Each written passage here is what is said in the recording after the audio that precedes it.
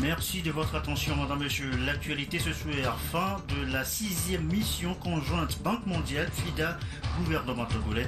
Une mission d'évaluation du niveau de réalisation des projets Pignanza. Face à la presse cet après-midi, les acquis et les insuffisances à relever. Le compte rendu, Arnaud Kédufou, en début de journal.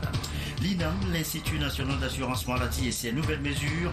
À suivre ce soir dans cette édition, les explications sur les innovations apportées. Qu'est-ce qui va changer dans la prise en charge des assurés? Eh bien, les explications donc tout à l'heure, transition. Enfin, le dossier de cette édition, la fibre optique et l'impact sur le quotidien des Togolais. L'administration togolaise, vous le savez, s'est mise à la modernisation. Le e-gouvernement a été lancé en phase de concrétisation. Alors, qu'est-ce qui va donc changer? C'est l'autre question ce soir. Voilà, madame, messieurs, le sommaire, bienvenue. Voici le journal. Bonsoir à tous. Des messages de félicitations continuent de parvenir au chef de l'État suite à sa réélection à la présidence de la République. Message enregistré ce soir au courrier arrivé donc du président Faure Gnassingbé. Message du président d'Israël, du président de l'Ukraine, du président de l'Assemblée nationale de l'État du Koweït. Message enregistré également de Michel Kafando, le président de la transition du Burkina Faso. Un message du professeur Alpha Condé, président de la République de l'État de Guinée. Un message également du président de la République de Serbie, enregistré aussi ce soir. Un message aussi du roi de l'Arabie Saoudite. Message aussi de son excellence, message donc de Salem bin Abdulaziz Al Saoud, le roi d'Arabie Saoudite. Voilà, vous disiez tout à l'heure des messages enregistrés donc au courrier arrivé du chef de l'État, message de félicitations, je vous le disais, suite à la réélection du président Faure Gnassingbé à la magistrature suprême. L'actualité chez nous ce soir, on va d'abord parler du projet, la gestion intégrée de la production et des dépérédateurs. En clé, il s'agit des bonnes pratiques en matière de culture de coton. Voici des précisions avec Sonia Ménico et Clarisse Attiglé. Un coup de pouce à la filière cotonnière en Afrique, la gestion intégrée de la production et des déprédateurs GIPD. Ce projet prend en compte les bonnes pratiques en matière de culture du coton, notamment au niveau de l'utilisation des engrais et des pesticides, pour ainsi protéger la production, de même que le producteur sur le plan sanitaire. C'est que le producteur puisse vraiment être maître sur sa parcelle, parce qu'il doit prendre les décisions utiles au moment voulu. Et notamment, on demande, entre autres, il y a la réduction de l'utilisation des pesticides de synthèse. Ça ne peut se faire qu'à travers une formation même du producteur qui doit bien connaître son plan de cotonnier, qui doit connaître les ravageurs, notamment quels sont les insectes utiles et quels sont les nuisibles. Il s'agit vraiment d'informer tous les acteurs de la filière coton de ces pays sur les activités du projet, et notamment un plan d'action sera adopté à l'issue de ces assises. C'est la phase de lancement du projet qui a réuni à Lomé les membres de l'Association des producteurs de coton africains, APROCA, qui regroupe 6 pays de l'Afrique de l'Ouest et du Centre, dont le Togo. Le projet GIPD est en expérimentation depuis 2001 dans certains pays et a fait ses preuves au niveau de l'augmentation de la productivité et la réduction des charges de production. Raison pour laquelle il sera vulgarisé dans les pays membres de l'APOCA pour une durée d'1 an afin de rendre plus compétitive la filière cotonnière en Afrique. Autre sujet évoqué ce soir, la fibre optique. Nous l'annoncions tout à l'heure en titre. Les outils électroniques et informatiques sont, vous le savez, de plus en plus sollicités dans l'administration togolaise. Primo, c'est pour répondre aux besoins des administrés. Secondo, le Togo ne peut pas être à la marge de la modernisation. Et donc, le projet e-gouvernement a vu le jour. Nous sommes dans une phase de concrétisation. Mais en réalité, qu'est-ce qui va changer dans notre vie? Son impact sur le quotidien des Togolais? Eh bien, c'est le dossier de cette édition. Nous l'annoncions en titre, de signé Pierre Sesouko. Le projet e-gouvernement dans sa phase physique. Un peu partout dans ce quartier administratif, des techniciens à pied d'œuvre pour la réalisation du plan génie civil. Là, nous sommes là pour travailler sur le projet de la fibre optique, le projet e-gouvernement. Actuellement, c'est le plan génie civil que nous sommes en train de faire. Et ça consiste à faire une fouille d'une chambre à une chambre. Et on fait la pose des tuyaux. On a les tuyaux 63, les tuyaux 40. Et dans ces tuyaux, après, on va faire passer le câble fibre optique et qui va nous permettre d'avoir la connexion dans les sociétés. C'est un projet qui est e-gouvernment, qui est lancé au Togo depuis près de 6 mois, qui permet à connecter tous les ministères, des brigades, des commissariats en tout l'étendue du territoire togolais. La mise en œuvre de ce projet permettra au Togo de promouvoir l'administration électronique et d'accroître la couverture géographique des réseaux en large bande, ce qui devra contribuer également à une diminution considérable du coût de la communication. E-gouvernement est un concept né de l'évolution des technologies de l'information et de la communication ces dernières années.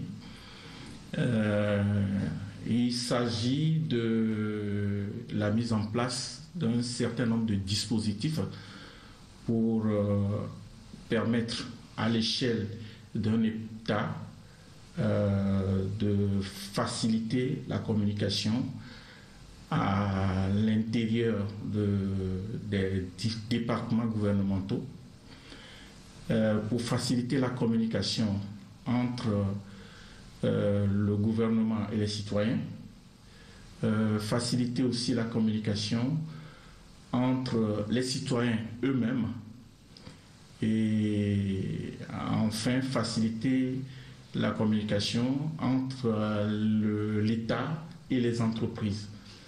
Alors je parle de communication entendue sous sa forme complète, je veux dire le téléphone, l'Internet, les échanges de données, la messagerie, tout le dispositif actuel qui permet des échanges d'informations à l'échelle d'un pays.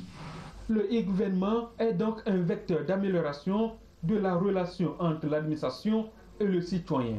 À terme, cet outil de développement va favoriser l'accessibilité et la transparence des services rendus aux usagers, mais aussi améliorer le service de traitement de l'information par l'administration et la mise en ligne des services au profit de la population.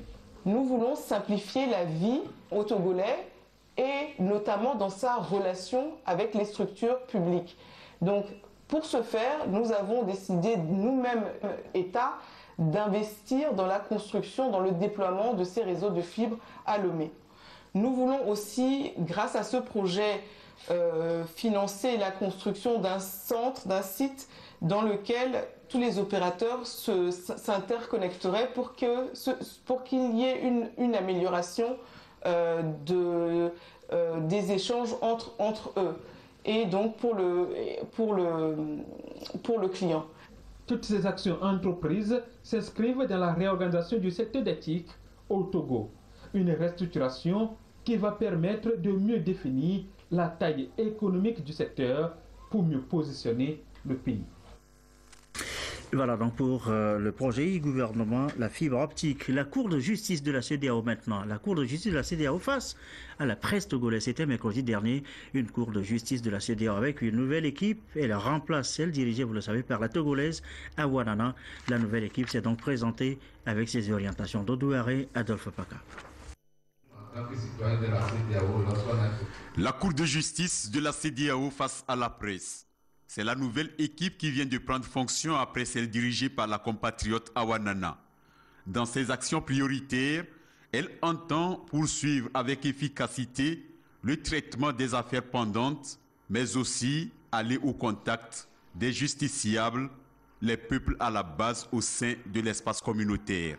Cette mission nous amène à expliquer ce que c'est que la Cour de justice de la CEDEAO, quelle est son organisation, quel est le mode de fonctionnement de la Cour et quelles sont ses attributions et surtout ses compétences. Cette équipe a prêté serment le 18 juin 2014 et a réellement pris fonction en mars dernier. Elle a déjà rendu 16 décisions en moins de 3 mois. Principal organe judiciaire de la communauté composé de 7 juges indépendants, la Cour a pour mission de faire respecter le droit, les principes d'équité et des droits de l'homme au sein de la CEDEAO. Entre 2003 et 2015, 217 plaintes ont été déposées. Parmi les décisions rendues, 13 sur le Togo, 17 concernant le Nigeria, 16 à propos des institutions de l'organisation elle-même et 4 relatives aux personnes privées. L'axe prioritaire, c'est de rendre des décisions sur les cas qui sont soumis à la Cour de justice. C'est l'objectif premier. Donc, le citoyen peut avoir confiance à la Cour de justice de la CEDEAO. Dire le droit, rien que le droit, la Cour rassure de son indépendance vis-à-vis de l'autorité et de sa détermination à défendre le justiciable. Toute personne physique ou morale au sein de la communauté a droit à cette instance saisie par une requête écrite. Selon le protocole de son organisation, chaque équipe est nommée pour un mandat de 4 ans non renouvelable. Nous l'annoncions tout à l'heure en titre, la 6e mission conjointe Banque mondiale FIDA gouvernement togolais vient de s'achever. Une mission d'évaluation du niveau de réalisation des projets PENIANSA. Que faut-il retenir? Eh bien, la délégation était face à la presse cet après-midi. Voici donc le compte-rendu Arnaud Kiliouf.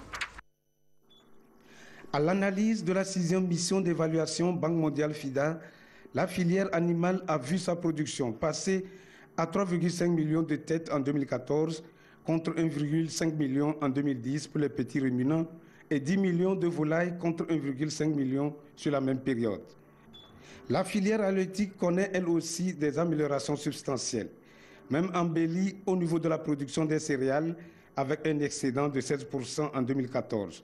Et pourtant, quelques défaillances ont été enregistrées dans le projet PADAT en termes de réalisation des infrastructures rurales.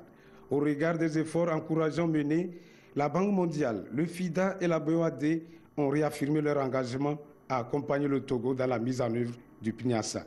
On a pu constater au niveau surtout des champs-écoles paysans gérés par organisés par ICAT, avec lesquels on a pu apprécier l'excellent travail. Je pense que maintenant la question c'est comment on est arrivé à créer une masse critique d'expansion, de mise à l'échelle, d'expansion géographique pour pouvoir réellement réaliser, comme on disait tout à l'heure les ministres, un impact au niveau du pays, au moins sur la culture vivrière. Du côté du gouvernement, l'engagement à relever les défis qui restent est palpable. C'est vrai, ça nous réjouit, mais en même temps, ça nous engage sur notre responsabilité à travailler pour surmonter les contraintes et peut-être même les faiblesses qui ont été relevées. Au titre des faiblesses, je peux citer la mise en place des infrastructures sur l'ensemble du territoire, les bas-fonds, les pistes rurales, les magasins. Sur ce point, ou du moins sur cet angle, on a accusé un retard. Nul n'est besoin de revenir sur les causes, mais ce qui est sûr, nous sommes tous engagés, que ce soit au niveau des partenaires techniques et financiers, que ce soit au niveau de notre ministère, à travailler dans les jours à venir, à relancer la machine de façon à surmonter non seulement les difficultés, mais à réaliser les attentes, du moins à combler les attentes des producteurs. Pour répondre aux impératifs du développement, les prochains projets seront beaucoup plus tournés vers la transformation et la mise en marché des produits, d'assurer des emplois aux jeunes à travers la création des PME-PMI. Dans l'actualité, à signaler également cette séance de formation du réseau des bibliothécaires. L'objectif est bien ça de redonner goût à leur niveau à la lecture. Christine Pétieki-Aloudet pour des précisions. Dans un monde dominé par l'éthique, perd du terrain. Les jeunes préfèrent passer leur temps sur le net ou regarder la télé et du coup, les bibliothèques ne sont plus fréquentées. L'incidence, ce n'est pas seulement sur la jeunesse, c'est sur tout le monde. D'abord sur la jeunesse et plus particulièrement les élèves. Aujourd'hui, si tu veux réussir à tes examens, tu es obligé de lire parce que tous les sujets sont exprimés en français. Aujourd'hui aussi, il y a une lecture sur les tablettes. Pourquoi ne pas lire sur les tablettes? Mais ceux qui n'ont pas le pouvoir d'achat pour avoir des tablettes, des smartphones, peuvent continuer à visiter les bibliothèques. C'est gratuit. Pour redonner vie aux bibliothèques, les maîtres des lieux que sont les bibliothécaires ont une grande responsabilité. Dans cette atmosphère concurrentielle, les acteurs méritent plus de qualifications pour relever les défis qui s'imposent aux livres. Ils renforcent leurs capacités en bibliothéconomie et sur les outils d'animation des bibliothèques. Il est important que chaque lecteur potentiel se sente chez lui quand il rentre dans une bibliothèque et qui voit dans le bibliothécaire pas un gardien de livres, mais également quelqu'un qui est là pour l'aider à trouver de l'information. Je vais insister sur le catalogage, l'indexation et la cotation, mais également sur l'accueil du public, parce que je crois que c'est un sujet extrêmement sensible.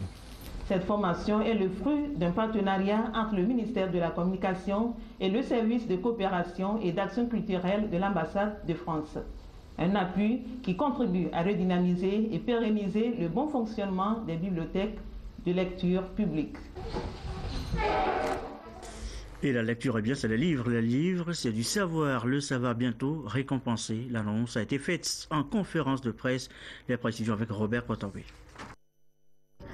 Plus de soucis pour les parents des meilleurs élèves dans les lacs. Le roi d'Emina, Sa Majesté Nana Ane Ohiniko Kwamdesu XV, leur garantit l'espoir à travers ce nouveau projet, Récompense du savoir. Un projet qui sera matérialisé à chaque fin d'année scolaire par des récompenses aux 5 premiers des examens nationaux, aux élèves de la commune d'Anéro et aux meilleures écoles des lacs. Nous sommes inscrits dans une culture d'excellence. Ça veut dire quoi? Les élèves qui sont prêts à affronter la compétition à tout niveau, dans leur catégorie et avec d'autres écoles, venant tant de l'extérieur ou bien tant sur le territoire national mais d'une autre localité. Et c'est un programme d'émulation, de reconnaissance et que nous pensons remettre en place puisque ces genres de cérémonies avaient existé dans un ancien temps. La vision des garants des us et coutumes va plus loin que ça. Les têtes couronnées à travers Nana Ane Ohiniko Kwamdesu XV et sa fondation Éducation Intronisée veulent créer une passerelle entre la tradition et la modernité, passer de leur rôle traditionnel pour s'engager aux côtés du pouvoir public dans le domaine du développement. Nous voulons que le développement de notre pays nous interpelle, nous aussi.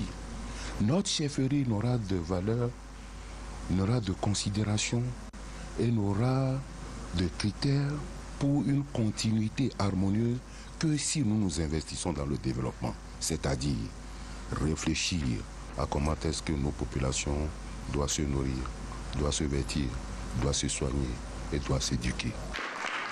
Ce programme, qui sera à sa première édition cette année scolaire, ne couvrira que la commune d'Anéro et sera progressivement étendu à toutes les écoles de la préfecture des Lacs d'ici 2020. Parallèlement au projet Récompense du savoir, il a été mis sur pied il y a 3 ans le programme Excellence Junior, destiné à octroyer des bourses d'études aux élèves, des tables-bancs et autres dans les localités où les besoins sont remarquables. Voilà un reportage de Robert Potambi présenté par Esther Laclé. Faire de Lomé dans un proche avenir, la capitale incontournable du film court, eh bien les amoureux du 7e art se sont donné rendez-vous à Lomé donc pour la 2e édition du festival de cinéma Festilom. La cérémonie d'ouverture a eu lieu mercredi dernier et ce pour 5 jours. Les participants auront donc à discuter et échanger sur l'avenir du cinéma en Afrique et plus précisément au Togo. Désiré Dagovi pour le reportage. De lutte contre la lèpre et la tuberculose entend améliorer la situation sanitaire de la prison civile de Lomé. Pour sa mise en œuvre, l'infirmerie est réhabilitée. Une cellule d'isolement des détenus infectés est mise en place pour leur prise en charge. Donc depuis environ 7 ans, la DAV contribue à le financement de médicaments et des prises en charge des patients atteints de tuberculose au niveau de prison de Lomé. Quand nous avons commencé, on a eu par an environ 4 personnes qui étaient atteintes. Aujourd'hui, nous sommes dépassés à 12, même 20.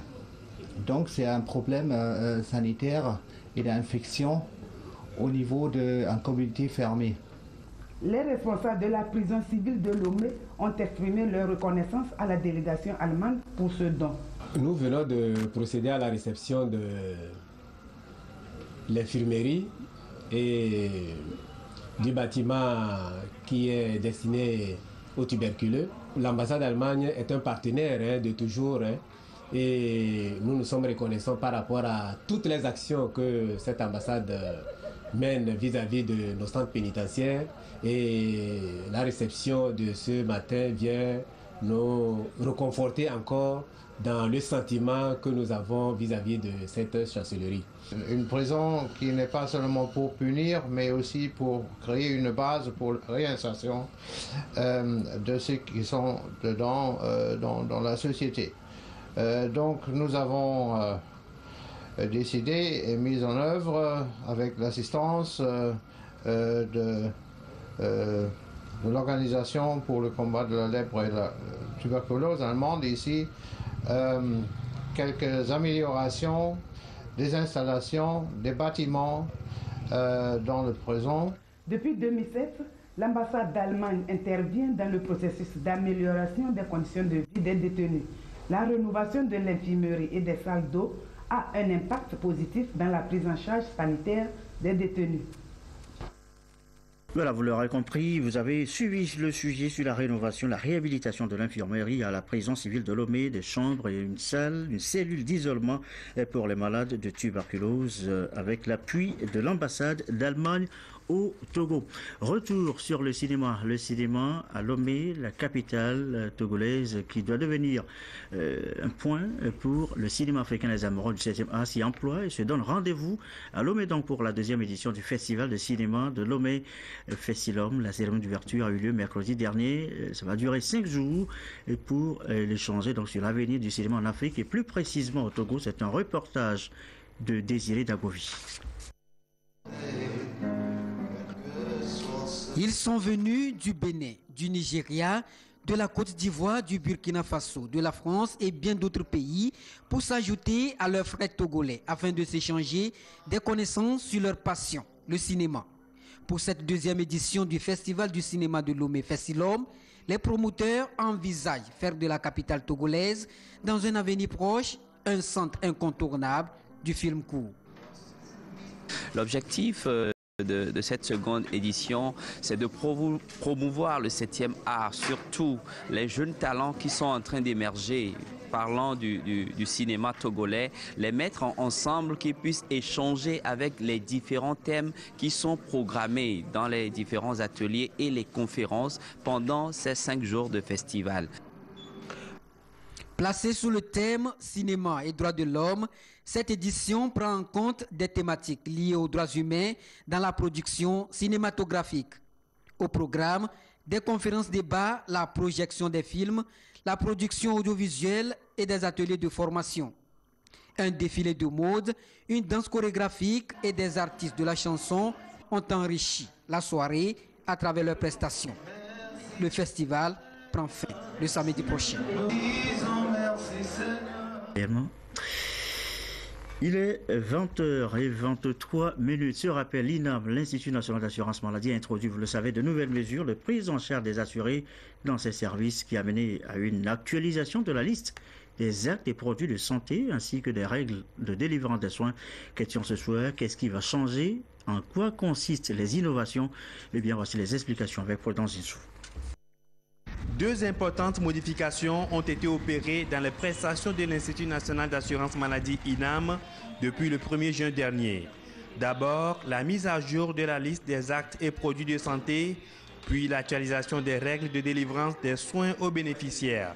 C'est une activité périodique qui permet, sur la base de l'évolution des prestations et des pratiques, d'opérer des changements dans les modalités de prise en charge des assurés. Les nouvelles règles de délivrance des soins rendront plus faciles les formalités de prise en charge. Il y a de nouveaux laboratoires qui ont introduit des nouveaux médicaments.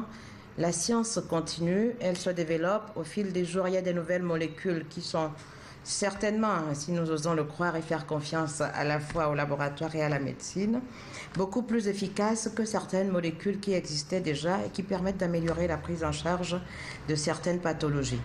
Nous nous sommes approchés régulièrement par ces laboratoires-là qui nous décrivent leurs produits qui ont l'autorisation de mise sur le marché, mais il est prévu un processus de mise à jour de la liste des médicaments dans le cadre de la gouvernance transparente et démocratique qui est mise en place pour gérer l'INAM, l'Institut national d'assurance maladie. Et donc, les différentes étapes ont dû être passées pour pouvoir aujourd'hui rendre disponible cette liste de médicaments qui intègre les nouvelles molécules, qui fait sortir certainement des molécules qui ne sont plus, ou des produits qui ne sont plus sur le marché, d'une part, et qui permet aussi de revoir, à partir du retour d'expérience de la consommation, du comportement des assurés, la façon dont nous redéployons notre mission qui est de faire soigner sans ruiner le message.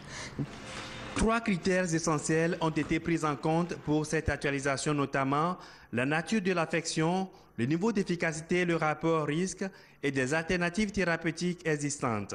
Sur les produits pharmaceutiques, l'INAM rembourse 90% des frais de médicaments essentiels. L'Institut entend ainsi améliorer l'accessibilité des médicaments curatifs qui ont un grand intérêt pour la santé publique et qui sont utilisés dans le traitement des patients dont le pronostic vital est engagé. Nous veillons à la qualité des prestations à nos assurés. Lorsque on a, par exemple, des auxiliaires médicaux ou des infirmiers qui prescrivent des médicaments très dangereux et très délicats, qui sont utilisés en cardiologie, en urgence et tout, c'est des choses que nous avons essayé de recadrer ensemble avec les membres du comité du conseil médical consultatif de l'INAM. Donc, pour le droit de prescription, on a remis les choses dans les règles de l'art pour que chacun puisse savoir quel est le référentiel dont il s'inspire lorsqu'il est face à une pathologie donnée. À ce jour, l'INAM couvre plus de 260 000 bénéficiaires. Depuis le démarrage de cette prestation en mars 2012, 2 révisions ont été déjà opérées. La première en septembre 2012 et la seconde en août 2013. Les perspectives pour cette année s'annoncent bien au profit des agriculteurs et artisans qui vont rejoindre le groupe des bénéficiaires des services de l'INAM d'ici la fin de l'année. Le défi est d'étendre la couverture médicale au secteur parapublic et privé. De là pour refermer cette édition, de là qui raconte, de là qui parle, de l'art, avec des œuvres présentées hier à Goethe, ainsi de suite, un reportage de Sonia Aménico.